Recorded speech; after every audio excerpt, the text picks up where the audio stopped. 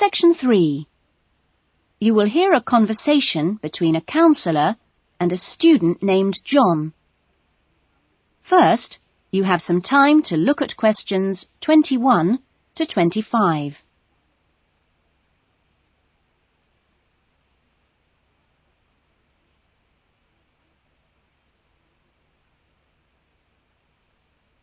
Now listen carefully to the conversation and answer questions 21 to 25. Hello, John. What can I do for you? Well, I heard about these counselling sessions from a friend doing a science course, and I was really interested. I think they should be compulsory, really. Well, to be quite honest, John, I think they would be useful for everybody, but, well, everybody has their own way of going about things. I prefer people just to drop in when they can. Yes. I find that talking to students about the requirements of a course helps to clarify what needs to be done. I mean, the biggest difference between college and school is that new college students really have to do a lot of work on their own, and it's sometimes useful to get advice on how to take control of your time and work effectively. Yes.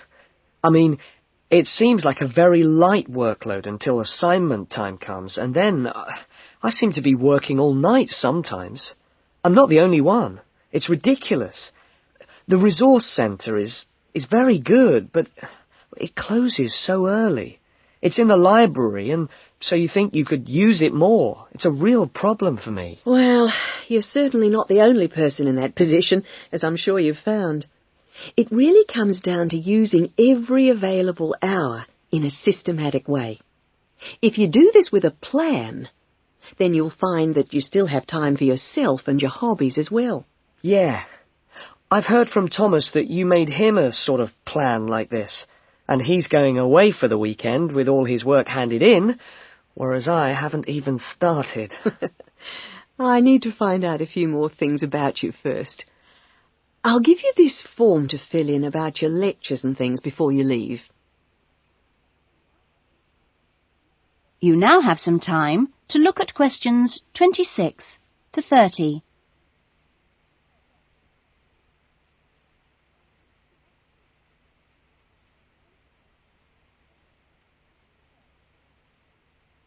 Now listen to the rest of the conversation and answer questions 26 to 30.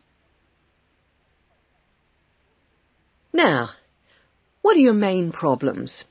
Well, what most concerns me is I'm still not doing very well in my assignments. Well, I know that you plan your writing carefully, but this can come to nothing if the assignment doesn't answer the question. That really is the key. You must read the question carefully and give it a great deal of thought before you even start planning or writing your first draft. It's also vital to check your work for errors. Everybody makes them, and they can influence the person marking the work. So, always take time at the end to check what you've written. As far as listening is concerned, I find it hard to keep up sometimes in lectures, especially 2-hour ones. I sometimes just seem to go off into a dream. It's a good idea to find out from your lecturers if they mind you recording the lectures. Oh. You only need one of those small cassette recorders. Yeah. The quality is pretty good, and a second listening can really clarify things. Something else you can do is check your notes with a friend after the lecture. Yes, that's a good idea. Thanks. It's hard to do all that all the time, though, especially when there's so much reading to do. Yes.